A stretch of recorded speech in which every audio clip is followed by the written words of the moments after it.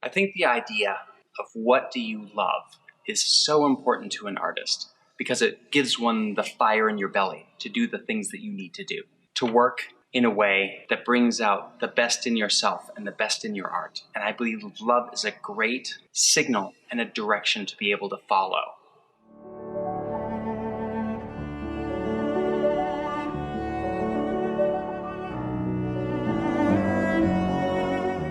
I think it's a huge part of a teacher's job to instill the type of dedication and love that one has for an art, as Mr. Aronson did for me. He talked about his love of music and his dedication every day, and why it happened, and why everything was taken away from him. It seems like every year the level gets higher. Just the masterclass this morning had 4 amazing performances in a row.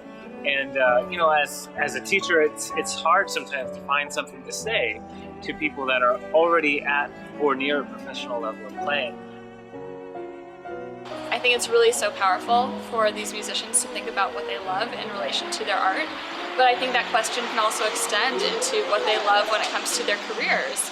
So ideally that means certainly playing their instrument, but it could also mean finding new passions that can translate into bringing music to more people, or to finding other creative outlets for how they can be using their skills.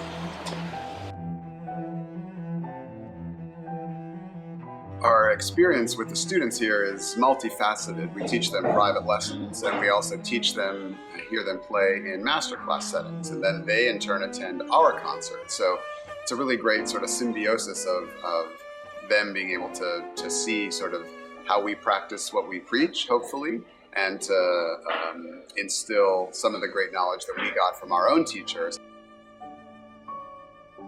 It's always an experience to get a lot of different viewpoints all within 1 week's time period. You try to absorb as much as possible because they're coming from all over the country, which means they're dealing with all different conductors, all different orchestras, all different students, venues of performance. It's really incredible. My lessons have varied from just focusing on technique, but making that into a broader spectrum of, are you doing an orchestra audition? Are you performing a solo? So to have a week in which you really think about it, talk about it, ponder what you love and why you love it really changes your approach to playing and to being a musician, because all of a sudden you return to that initial inspiration that brought you into this field in the first place. The master classes are great because you get to see your colleagues play and you get to see a teacher assess them. So you get to experience it as a student, but you also get to experience it as a teacher. Like, what would I do in this situation?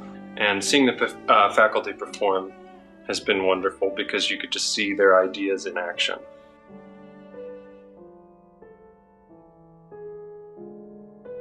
Hearing the stories that Brian has told about Lev and what he believed in, it shows that Lev really had a passion for music far beyond anything else in his life.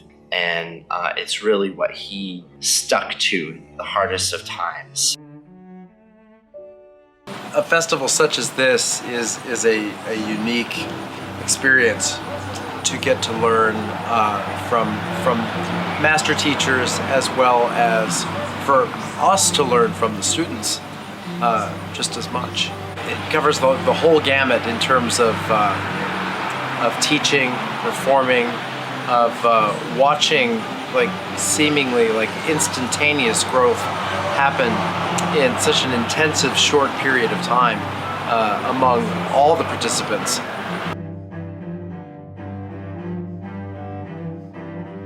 I would say that the new staff and the new teachers and the performers are incredible.